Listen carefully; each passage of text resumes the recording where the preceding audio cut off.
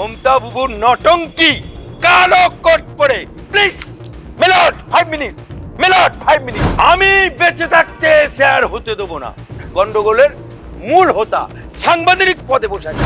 পেইলেছি রে পেইলেছি, বাংলার মমতা বুবুর ভোট পেইলেছি। এ স্যার হয়েছে বলে আজকে আমরা জানতে পারছি যে বাপ হিন্দু মনা মুসলমান।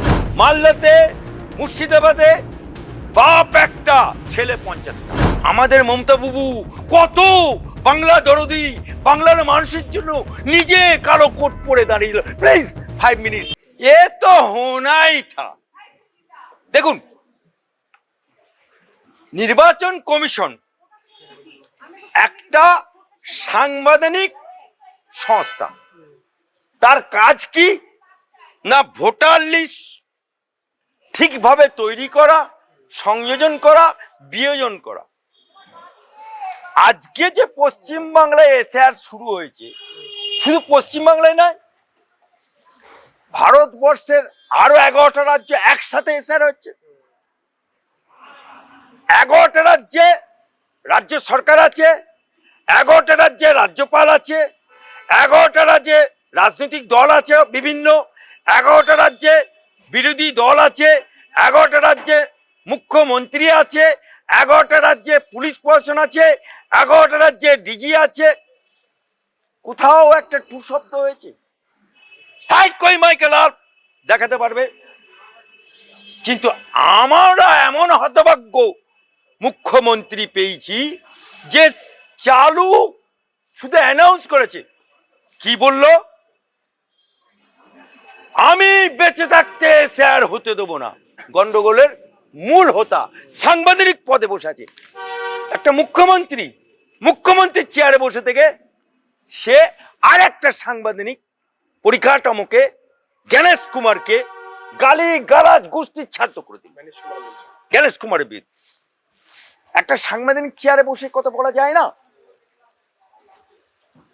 একটা সাংবাদিক মুখ্যমন্ত্রী হিসাবে একটা রাজ্যের হতে পারে না।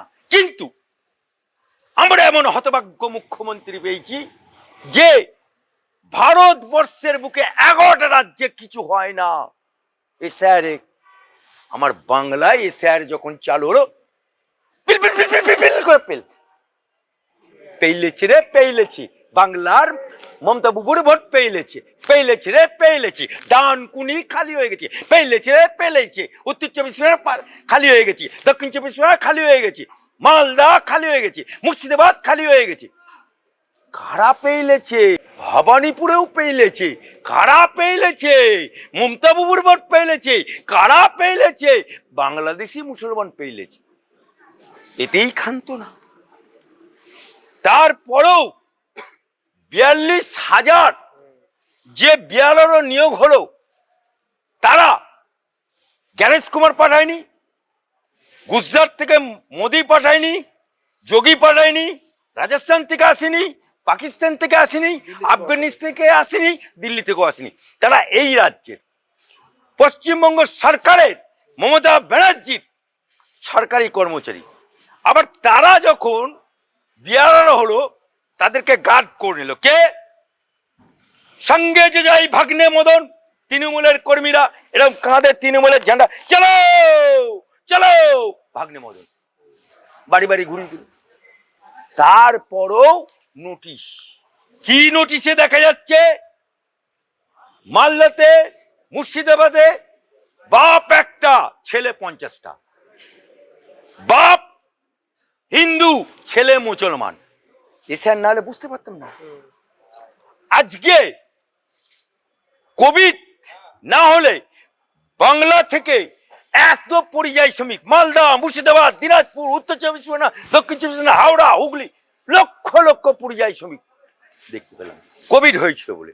আর এসআর হয়েছে বলে আজকে আমরা জানতে পারছি যে বাপ হিন্দু মনা মুসলমান, বাপ হিন্দু বাপ মুসলমান, মনা 200টা, মনা 50টা।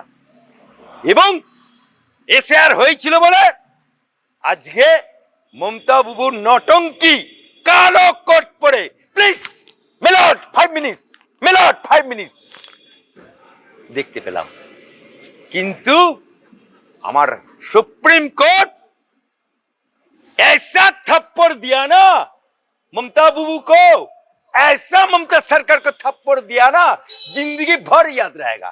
सरकार से तो चला जाएगा लेकिन जिंदगी भर याद रहेगा। ये पंगा निर्वाचन कमीशन के साथ पंगा जो लेगा वो चूर चूर हो जाएगा।